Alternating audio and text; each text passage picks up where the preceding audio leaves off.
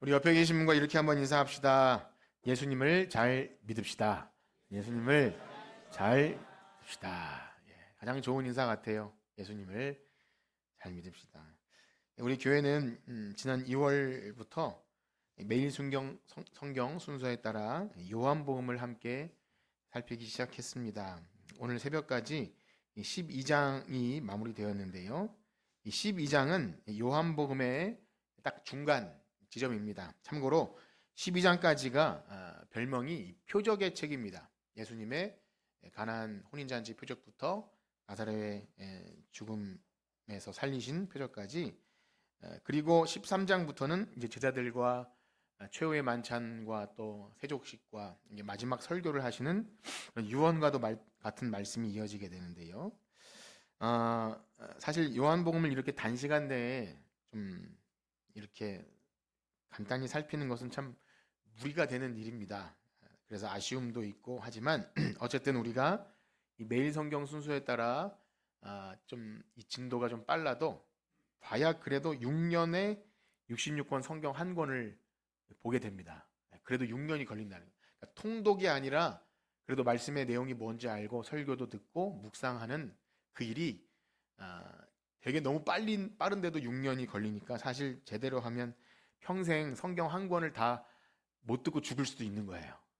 그래서 여러분들 아직 누가 먼저 갈지 모르지만 그래도 살아있는 동안 성경 66권 내용을 좀 알고 하나님과 그 아들 보내신 자 예수 그리스도를 아는 여러분들 되시기를 축복합니다.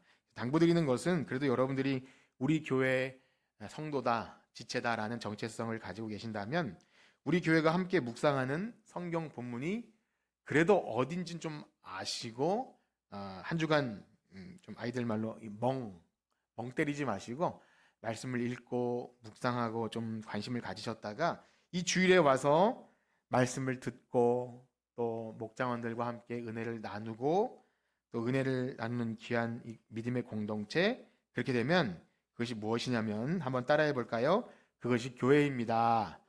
그것이 교회예요. 교회는 딴 곳이 아니라 그냥 단순히 내가 예배 참석해서 내 기독교 종교 생활을 유지하는 게 아니라 하나님의 말씀을 중심으로 구원받은 공동체가 영생의 말씀이 여기 있으니 내가 어딜 가겠습니까 해서 말씀대로 살고 또 실패하던 성공했던 어쨌든 그 은혜를 나누고 또 믿음이 발전하고 서로 돌아보아 사랑과 선행을 격려할 때 그 예배가 봉사로도 나오고 섬김으로도 나오고 그것이 교회인 것이에요.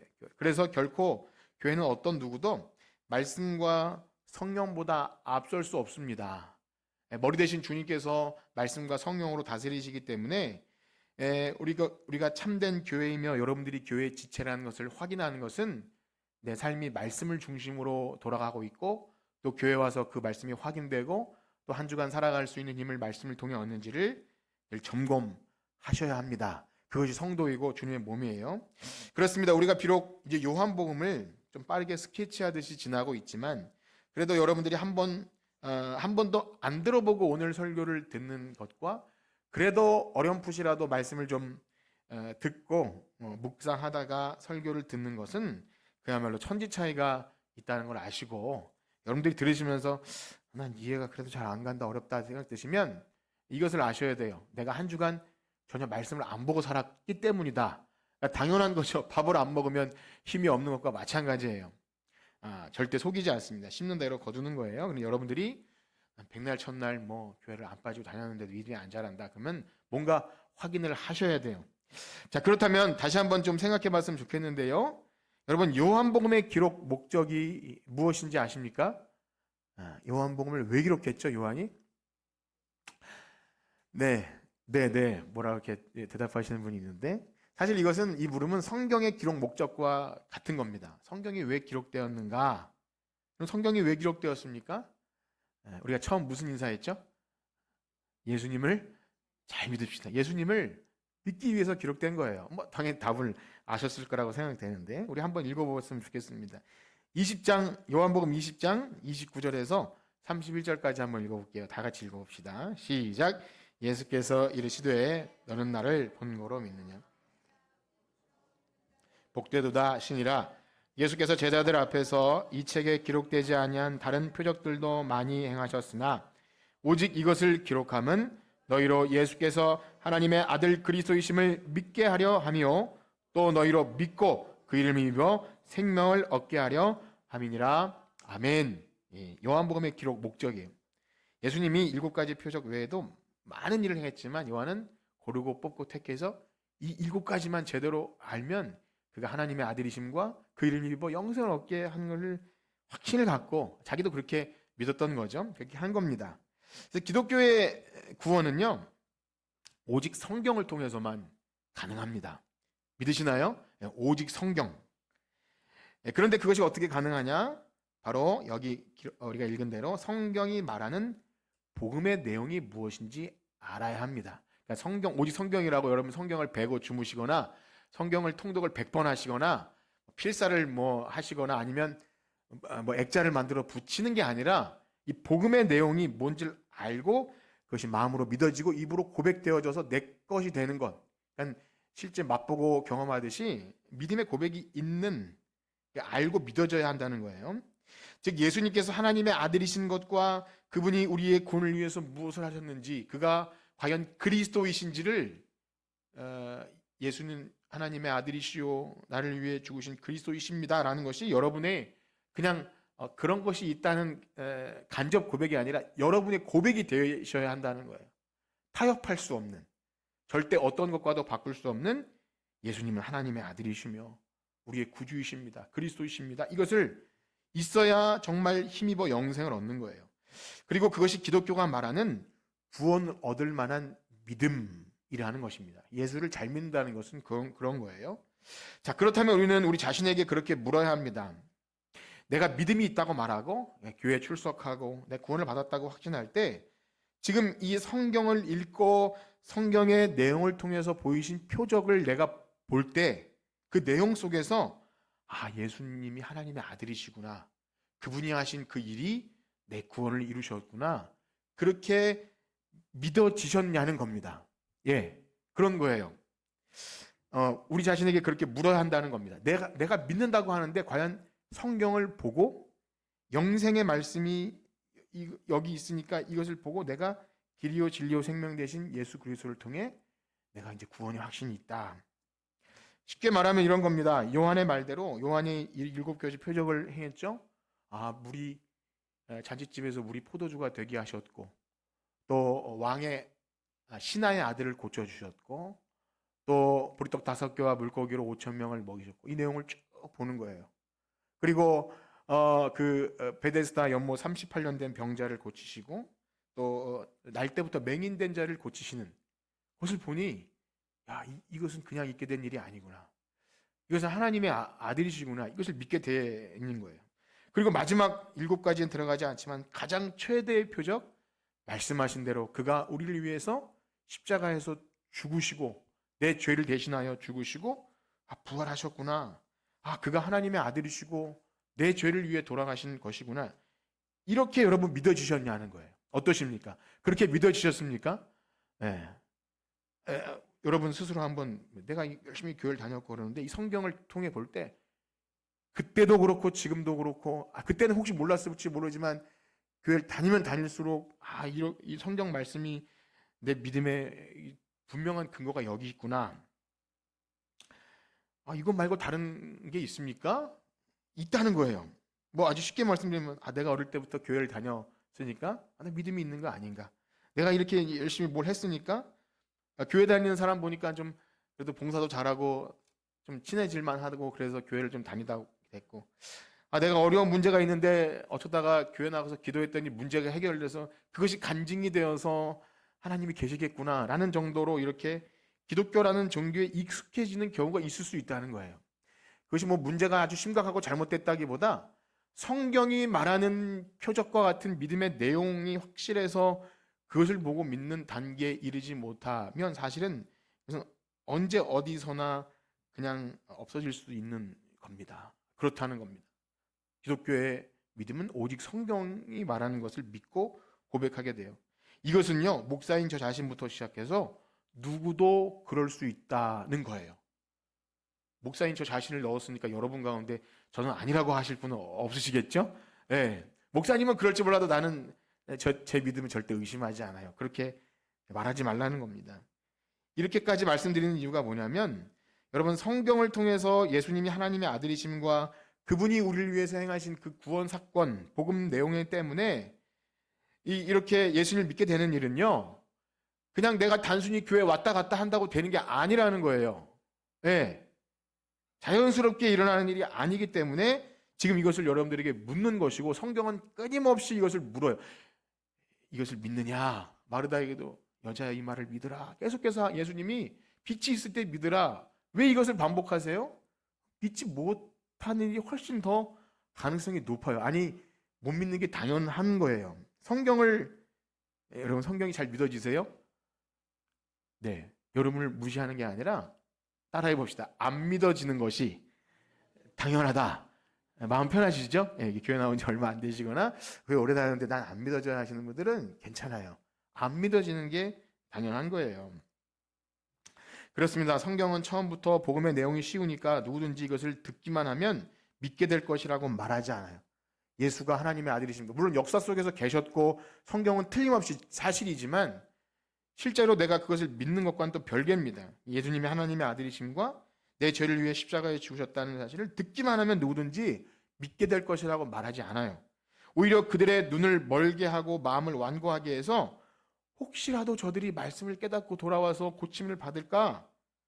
그들의 눈을 가리웠다고까지 그렇게까지 말합니다. 오늘 말씀의 내용이 그런 내용이 하나 나오는데 한번 읽어볼까요? 37절에서 40절입니다. 37절에서 40절 읽어봅시다. 시작. 이렇게 많은 표적을 그들 앞에서 행하셨습니다. 이는 선지자 이사야의 말씀을 이루려 하심이라. 이르되 주여 우리에게 들은 바를 누가 믿었으며 주의 팔이 누구에게 나타났나이까 하셨더라. 그들이 믿지 못한 것은 이 때문이니 곧 이사야가 다시 일렀으되 그들의 눈을 멀게 하시고 그들의 마음을 완고하게 하셨으니 이는 그들로 하여금 눈으로 보고 마음으로 깨닫고 돌이켜 내게 고침을 받지 못하게 하려 함이라 하였음이라. 이 내용이 뭔지는 잘 모르겠지만 이거는 믿기 쉽게 했다는 거예요? 어렵게 했다는 거예요? 어렵게 했다는 거잖아요. 그러니까 여러분 믿지 못하는 건 여러분 잘못이 아니라는 말인가요? 잘 모르겠어요. 아니 뭐 잘 믿게 해주셔야지. 누구든지 보기만 하면 제깍제깍 믿게 해줘야지. 왜 이런 말씀이 있는지 정말 어려운 거죠. 그렇습니다. 예수님은 이 땅에 오신 이유가 하나님 나라의 복음을 전하러 오셨어요. 보고 믿게 하시기 위해서 표적도 행하셨어요. 그런데 그들은 표적을 보고도 믿지 못하고 오히려 예수님을 미워했습니다. 복음을 거부했어요.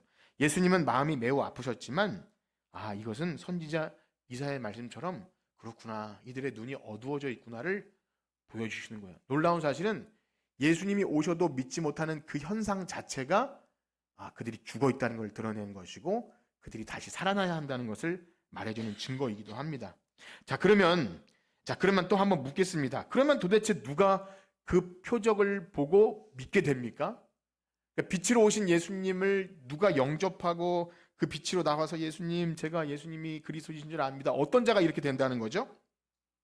어떤 자가 그렇게 돼요? 옛날 주일학교 마음이 착한 자, 얼굴이 예쁜 사람, 똑똑해도 이런 거 있잖아요. 어떤 조건들. 그런 게 있나요?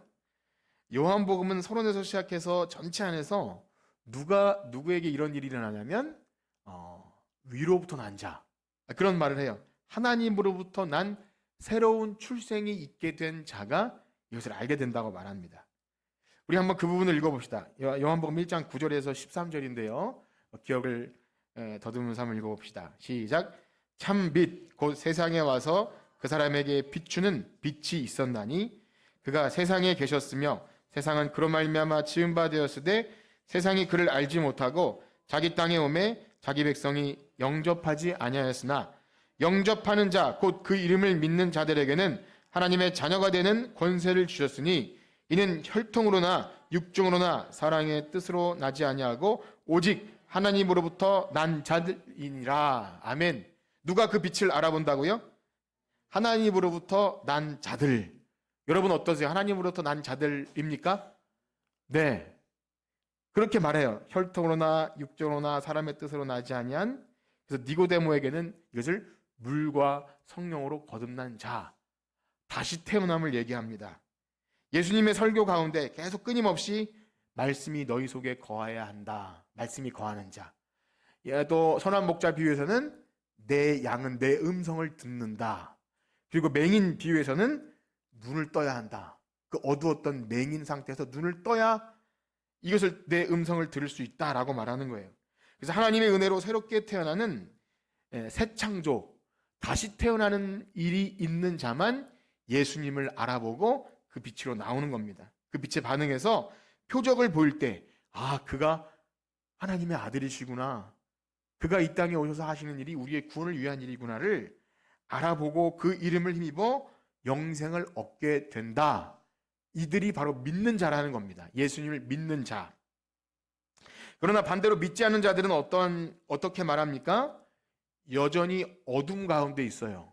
말씀이 그 속에 있지 않고 빛을 싫어해서 복음을 들을 때, 진짜 복음을 들을 때 거부 반응을 느끼고 계속 멀리 하려고 하고 다른 복음을 쫓게 돼요. 다른 예수, 다른 복음, 내가 만들어내고 싶은 세상의 어떤 영광, 그런 것을 구하게 되지 진짜 예수님을 만나지 못한다고 말합니다. 그러면 다시 이렇게 질문할 수 있습니다. 그러면 여러분께서 아까 제가 하나님께로부터 난 자냐고 질문했을 때 그렇게 대답하신 분도 있고, 그런데 그러면 어떻게 그것이 우리에게 가능하게 되죠? 우리는 어떻게 다시 태어나고 하나님께로부터 날 수 있습니까? 어떻게 할 수 있죠? 예. 일단은 우리가 할 수 있는 것이 있습니까? 없어요. 그러면 그렇구나. 그야말로 그것은 하나님께서 하셔야 되는구나. 여러분 생각해 보세요. 죽은 자가 어떻게 스스로 살아날 수 있어요? 일단 뭐 예수님이 죽은 자를 살리시는 일을 우리가 믿는다고 치고 살리시려면 누가 살리셔요? 예수님이 살리는 거예요. 또 새롭게 태어나는 일을 하면, 아기가 태어나는 일을 하면 아기가 스스로 내가 엄마 뱃속에 잉태되고 싶습니까? 아니면 엄마 아빠가 태어나게 해야 되는 거예요? 누가 태어나게 하는 거예요. 내가 할 수 있는 일이 아닙니다. 새로운 출생은. 자, 그러면 우리는 이런 무기력한 질문에 다시 빠집니다. 자, 그러면 답은 정해진 거 아닙니까? 우리의 의지와는 상관없이 태어나게 하고 거듭나게 하고 하나님께로부터 나는 어떤 일이 있어야 된다면, 우리가 뭐 이렇게 오늘날 와서 예배 시간에 설교를 듣고 난 아직 잘 모르는데 이걸 뭐 듣는 게 뭔 의미가 있습니까? 라고 그럼 묻게 되는 거예요.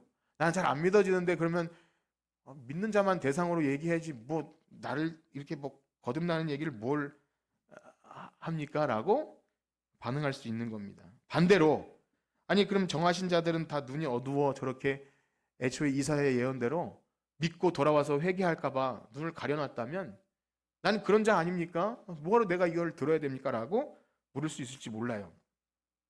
그런데 사랑하는 성도 여러분, 잘 생각해보면 만약 그러하다면 여기 이 하나님이 이렇게 예수님을 보내지 않으셨을 거예요. 그렇죠? 그냥 멀리서 뿅망치로 마치 위에서 예를 들면 또 이런 표현은 그렇지만 뭐 이렇게 뭐 제가 요즘에 그 계란 사러 가면 큰 알 작은 알 구분하고, 배를 사러 가면 큰 배 작은 배 기계로 걸러내고, 또 뭐 이렇게 상품으로 팔리는 건 도장을 꽝 찍어서, 예를 들어 그것이 하나님께서 야 너는 멀리서 뿅망치로 때리듯이 넌 거듭난 자야 됐고 넌 아니야, 이렇게 그냥 멀리서 하시면 되지 뭐하러 사랑하는 아들을 이 땅에 보내셔서 빛이 있을 때 믿어라, 뭐하러 그런 쓸데없는 일을 하시냐는 거예요. 무슨 누구 놀리는 것도 아니고 쇼하는 것도 아니고 뭘 믿을지 안 믿을지를 다 결정해 놓고 뭘 예수님을 보내서 그 일을 굳이 하시면서 이 일을 하시냐는 겁니다. 그렇지요? 그런데요, 우리가 다 알지 못하는 하나님이 기뻐하신 뜻이 뭐냐면, 하나님의 구원 방식이 뭐냐면, 한 사람이 복음으로 죽었다가 살리시는 이 신비한 일들은 놀랍게도 정말 미련한 방식인 복음을 듣게 할 때 일어난다는 겁니다. 바울은 그래서 그것을 이렇게 말하죠. 고린도전서 1장 18절에서 21절 말씀에 이런 내용이 있는데 한번 같이 읽어봅시다. 시작. 십자가의 도가 멸망하는 자들에게는 미련한 것이요 구원을 받은 우리에게는 하나님의 능력이라. 기록된 바 내가 지혜 있는 자들의 지혜를 멸하고 총명한 자들의 총명을 폐하리라 하였으니 지혜 있는 자가 어디 있느냐? 선비가 어디 있느냐? 이 세대의 변론가가 어디 있느냐? 하나님께서 아니냐? 하나님의 지혜에 있어서는 이 세상이 자기 지혜로 하나님을 알지 못함으로 하나님께서 전도에 미련한 것으로 믿는 자들을 구원하시기를 기뻐하셨도다. 아멘. 무엇으로 믿는 자들을 기뻐하신다고요? 전도에 미련한 것으로. 여러분 전도 해보셨습니까? 전도가 좀 지혜로운 것 같아요? 미련한 것 같아요? 정말 미련해요. 정말 네, 고개를 절레절레 흔드시네요. 엄청 힘들어요. 안 해본 사람은 모르는 거죠. 그래도 우리 정덕승 성도님이 이은자 지사님 따라서 한번 가보니까 이건 인간이 못할 짓이다. 그런데 여기 전도라는 표현은 나가서 노방전도하는 그 표현이 아니라 설교입니다. 영어로 하면 preaching이라는 설교예요. 뭐냐면 지금 여러분들이 듣고 있는 이 설교. 정말 미련하죠? 뭐 듣는지 안 듣는지 뭐 주무시는지 뭘 요즘엔 주무시는 분은 안 계시는데 어쨌든 뭘 이렇게 계속 들으십시오. 아십시오. 좀 고백하십시오. 뭐 이게 뭔 그렇게 하나님은 이것을 통해서 죽었던 자들을 살리시는 거예요. 예수님도 그 일을 하셨어요. 표적을 보이신 이후에 야, 표적만 보고 돌아가지 마라. 나는 하늘에서 내려온 산떡이다. 이 설교를 하세요. 도무지 알아듣지 못하는 인생들에게 계속 완악한 길을 여시는 방식이 그거였어요. 야, 나를 믿어라. 내가 하나님의 아들이고 빛으로 왔다.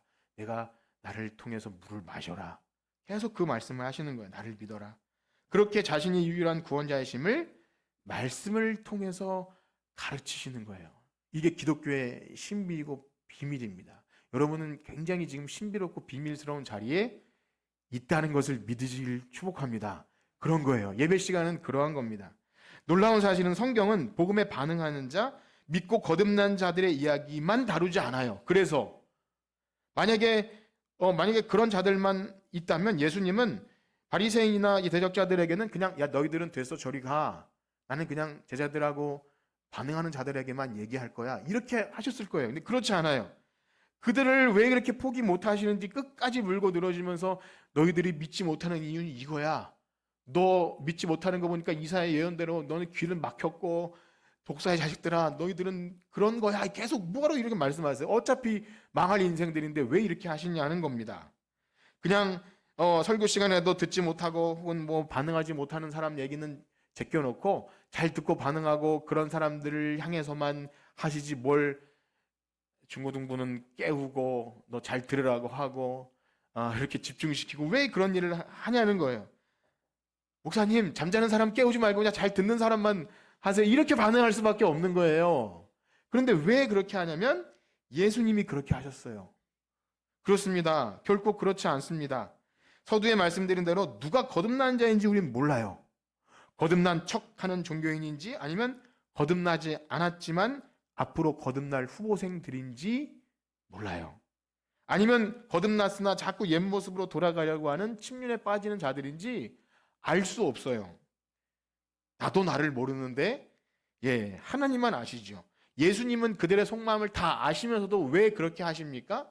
그것이 전도의 미련함입니다. 복음이 전해지는 방식이에요. 만약 그것이 아니라면 예수님은 서기관들이나 바리새인들이나 예수님 미워하는 사람들은 야 너희들은 됐다 하고 그냥 꺼지라고 했을 것 같아요. 그렇지 않습니다. 성경이 그렇게 믿지 않는 자들을 왜 그렇게 끝까지 그렇게 하시냐면 그런 말씀을 볼 때 여러분 아셔야 돼요. 이건 쓸데없는 말씀이 아니구나. 왜 믿지 못하는 이유를 이렇게 조목조목 나열하고 우리에게 오늘 그것이 왜 효과적으로 필요한 말씀인지 들어야 할 말씀인지를 알고 무엇을 생각해야 됩니까? 그럼 난 제대로 믿는 자가 맞는가? 나는 성경의 내용을 보고 확실히 확고한 믿음에 있는 자가 진리에 서 있는가? 혹 믿었다고 말은 하지만 사실상 확신과 생기도 없는 그냥 왔다 갔다 하는 성전 마당만 밟는 종교인은 아닌가를 계속 묻는 겁니다. 불편하지만 물어야 합니다. 마음은 어렵지만 믿지 않는 자들이 왜 그런 상태에 있는지를 계속 말해주고 교회는 왔다 갔다 하지만 왜 말씀에 반응하지 못하는지를 알려주는 거예요. 그것이 예수님이 하신 일이고 설교의 기능이고 말씀 자체가 그러합니다. 그러니 말씀에 매여서 설교를 하면 불편하지만 이 얘기를 하는 겁니다.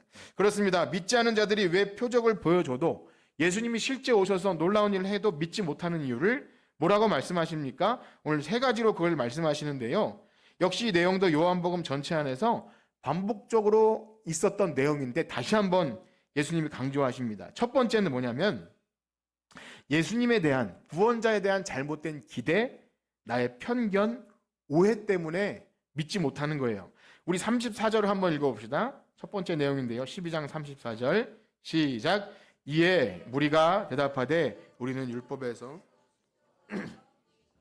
들었거늘 너는 어찌하여 인자가 들려야 하리라 하느냐? 이 인자는 누구냐?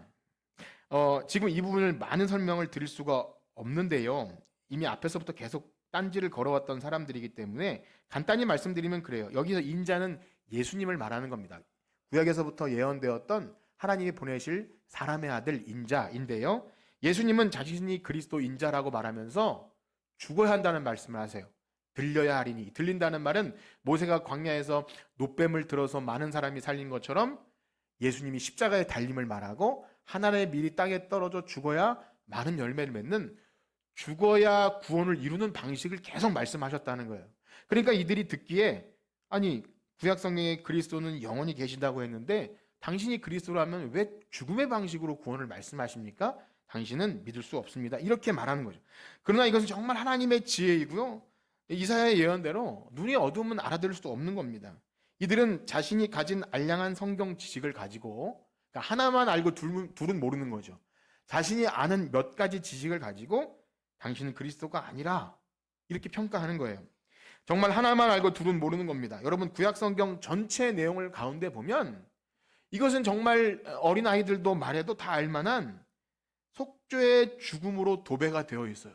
아예 처음부터 가인과 아벨 때부터 다 죽는 얘기예요. 양이 죽는 이야기, 또 출애굽 6월절 어린 양의 이야기, 도피성 이야기, 또 제사의 제물이 죽어야 죄사함 받는 이야기, 또 기업 물을 자, 도피성, 이 모든 이야기, 그리고 이사야 53장에 고난받는 종, 메시아가 오시는데 그는 우리 죄를 위해서, 우리의 허물과 죄를 위해서 그가 찔림으로 우리가 나음을 얻는다.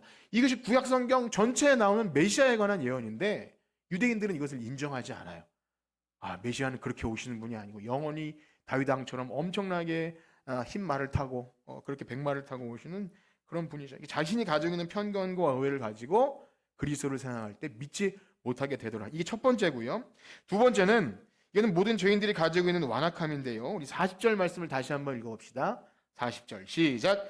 그들의 눈을 멀게 하시고 그들의 마음을 완고하게 하셨으니 이는 그들로 하여금 눈을 마음으로 깨닫고 돌이켜 내게 고침을 받지 못하게 하려 함이라.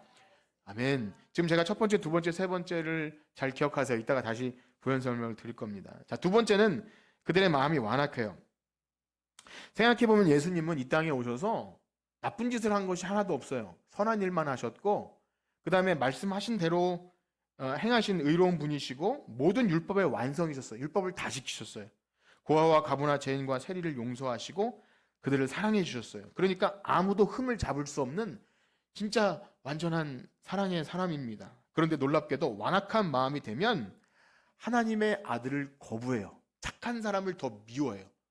가인이 아벨을 죽였듯이 그렇게 미워하고 적개심을 드러내는 것이 인간의 죄악성입니다.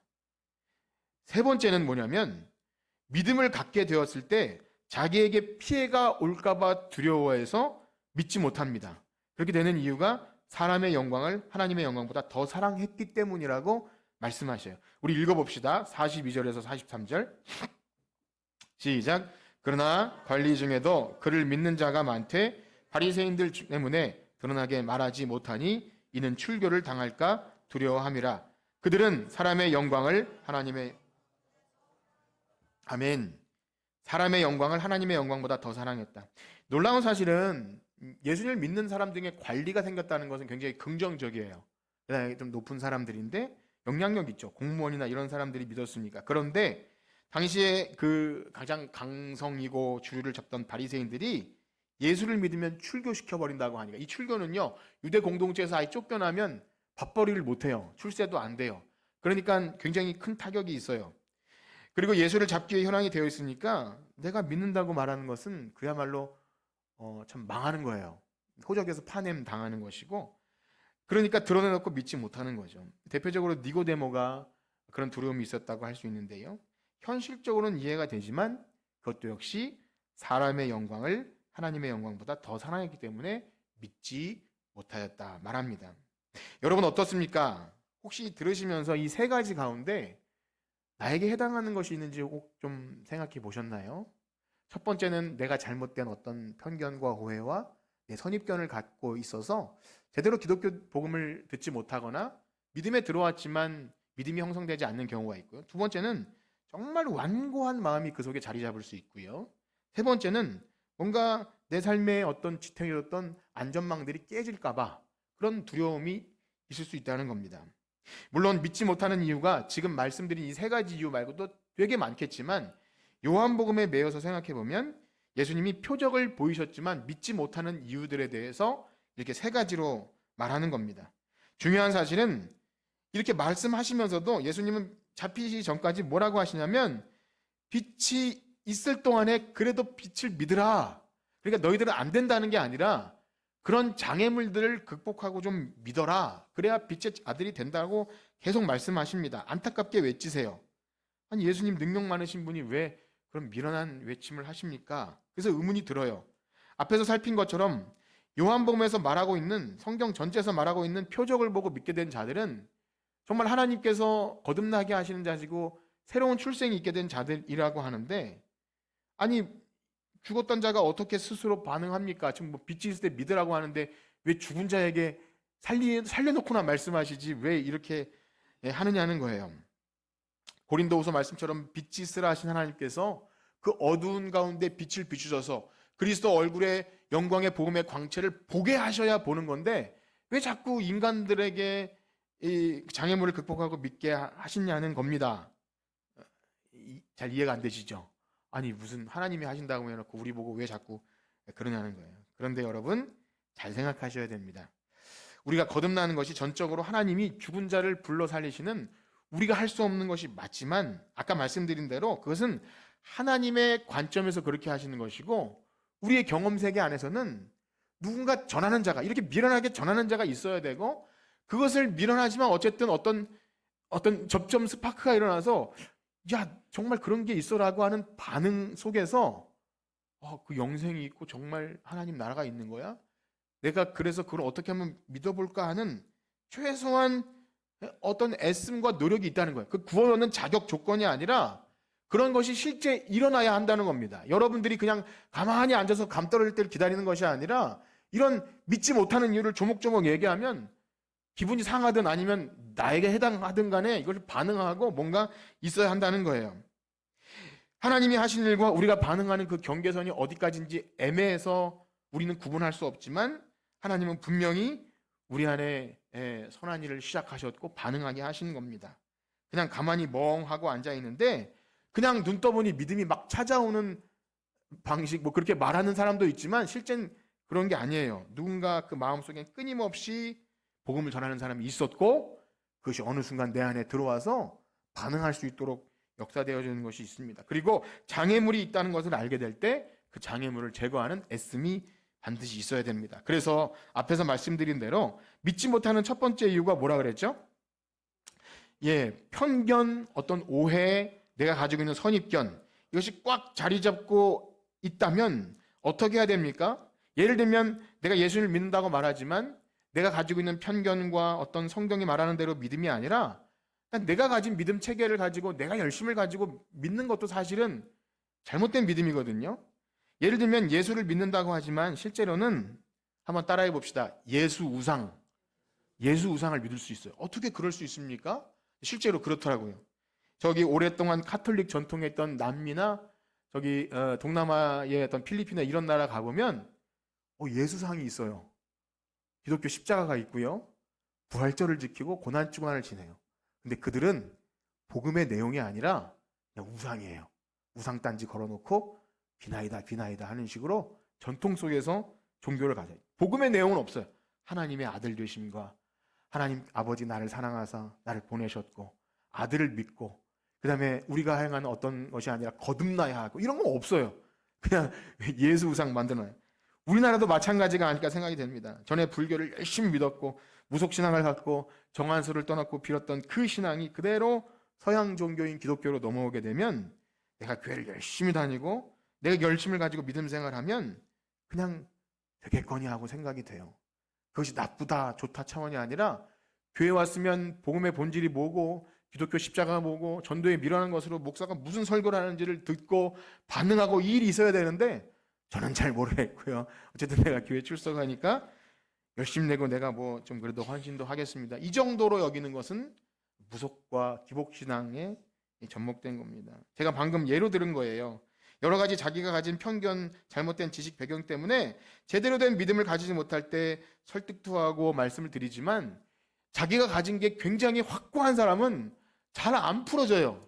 신기하게도 아무리 말해도 그건 알겠고요. 그냥 내 생각대로 내 방식대로 예수 믿겠어요 라고 말하지만 한번 따라해 볼까요? 그것이 뭐냐면 자기 소견에 옳은 대로 그것은 하나님 믿는 게 아니라 내가 만든 신을 믿는 거예요. 굉장히 위험한 겁니다.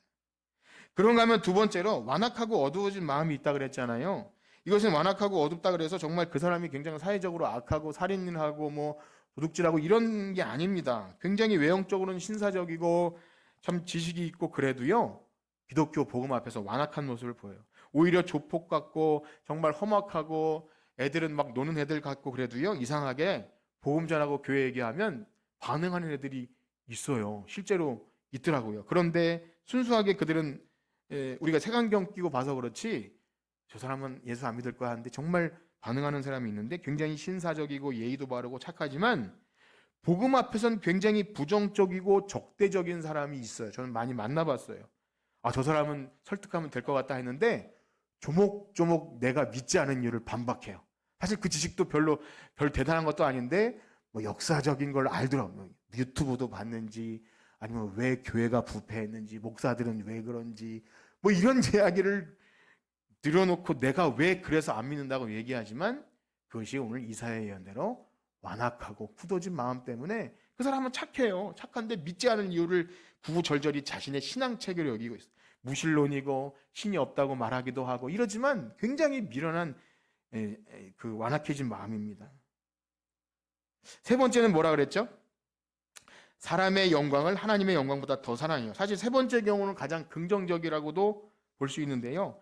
뭔가 믿음이 생겼어요. 그래도 교회 나왔더니 복음에 관심이 생겼어요. 그런데 내가 이 믿음을 잘 갖게 되면 나를 지탱해 주었던 안전망들이 파괴될 것 같은 두려움이 생겨요.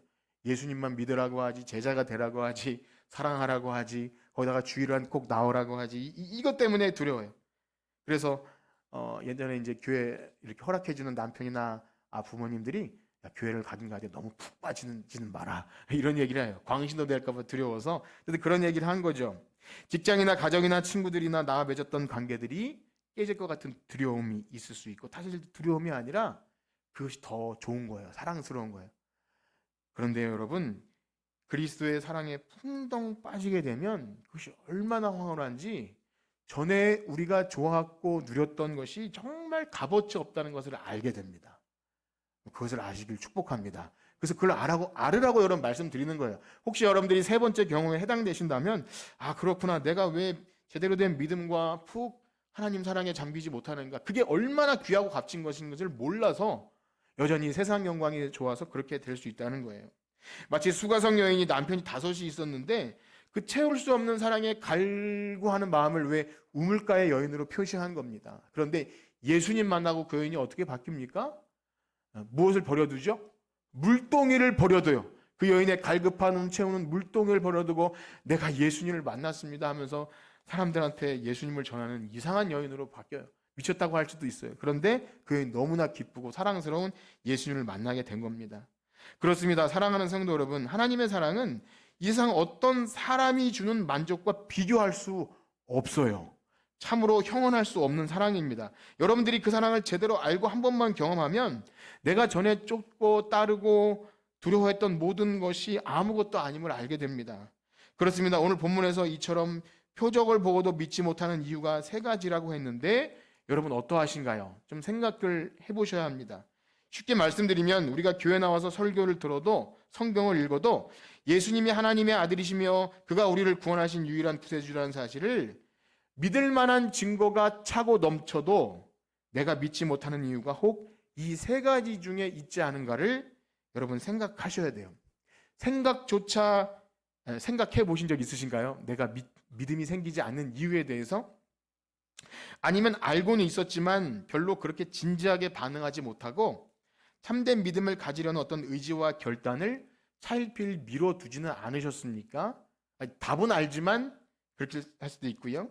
아니면 혹시 말씀을 통해서 내가 가지고 있던 믿음이 잘못된 믿음이라는 것이 드러나는 것이 두려워서 나 이게 편견이고 아집이고 똥꼬집이었구나. 이게 방해물이구나. 참되게 예수님 믿는 것에 방해물이구나. 그렇게 하면 내 믿음 체계가 무시당하는 것 같아서 그냥 그렇게 외면하지는 않으시냐는 겁니다. 그냥 신기만 불편한 것은 아니냐는 거죠. 아니면 이것도 저것도 아니면 내가 별로 말씀에 반응하지 못해도 그냥 별 수 없다는 미련함과 게으름이 있지는 않습니까? 어떠세요? 제가 뭐 몇 가지를 말씀드렸는데 여러분 스스로에게 물으시라는 거예요. 전 믿음이 없어요. 한번 손 들어보세요. 네, 그러신 분이라면 내게 그런 것이 여러분 다 믿음이 있으시네요. 아무도 손을 안 드신 거 보니까. 제가 가끔씩 우리 성도님들과의 대화 가운데 그런 이야기를 들어요. 목사님 저한테 그런 기대하지 마세요. 저는 아무것도 몰라요. 그냥 뭐 어려운 얘기 하지 마시고 근데 한번 따라해 봅시다. 저를 따라해 보세요. 그것은 자랑이 아닙니다.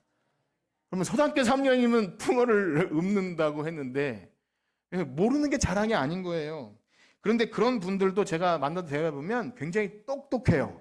손해 안 보고 어디 가서 돈 거스름 덜 받으면 잘 챙기고 어떤 혜택 받을 거 있으면 잘 챙기고 절대 손해 보지 않고 똑똑하고 대화해 보면 자기 이속 잘 챙겨요. 그런데 놀랍게 믿음과 영생에 관해서는 별로 이기적이지 않고 그냥 손에 바쁜 일이 없으면 예배드리고 아니면 어쩔 수 없고 섬김을 받을 줄 아는데 다른 사람 섬기고 싶은 마음도 생기지 않는 그러한 그 상태에 있는 것은 뭐냐면 따라해 볼까요? 하나님보다 세상을 더 사랑하는 것입니다. 그건 불신앙이에요. 믿지 않는 겁니다. 여러분 나는 정말 주님이 아니면 안 됩니다. 저에게 믿음을 주세요. 저를 주님 앞에 멀리하지 마시고 이런 간절함이 없는 자에겐 영생을 허락해 주지 않으세요. 되면 되고 말면 많은 방식으로 그냥 그 시간을 유지하는 방식으로 영생을 허락해 주지 않는다고요. 사랑하는 성도 여러분, 내가 참된 믿음을 갖지 못하는 이유가 무엇이 되었든 복음의 초청은 한없이 열려 있지 않습니다.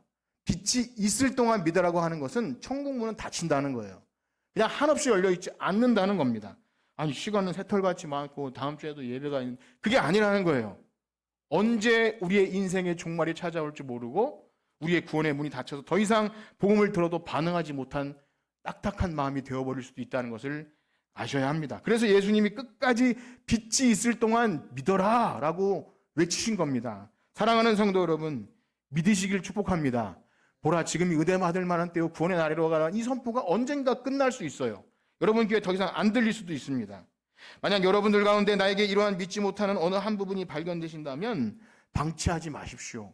그것을 그냥 유지하면서 언젠간 뭐 믿음에 이르게 되겠지 그런 신앙에게 영생을 허락하시지 않습니다. 성경을 그래도 믿어보려고 애써보고 기도도 해보고 나는 정말 하나님께서 난 자가 아닌가? 설교 말씀을 들어보니까 나는 택함받은 자가 아닌가? 두려워하셔야 돼요. 그리고 믿음을 향해 나아가야 돼요. 그런 여러분의 간절한 기도와 소원은 하나님이 결코 외면하지 않습니다. 다른 기도와 소원은 잠시 내려놓고 여러분 믿음이 없다고 생각하시면 그것을 위해 기도하시길 축복합니다. 그러한 반응이 있는 자들은 택함받은 자예요. 그러한 반응이 있는 자들.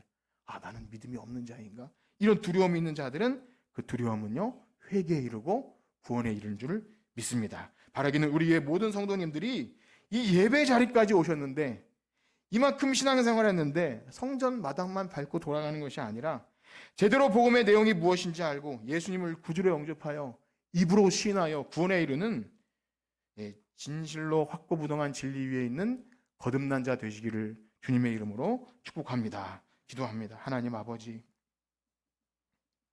구원과 영생은 하나님이 하시지만 오늘 말씀을 들어보니 우리가 장애물을 그대로 방치하고서도 될 대로 되라 하면 안 된다고 말씀하십니다.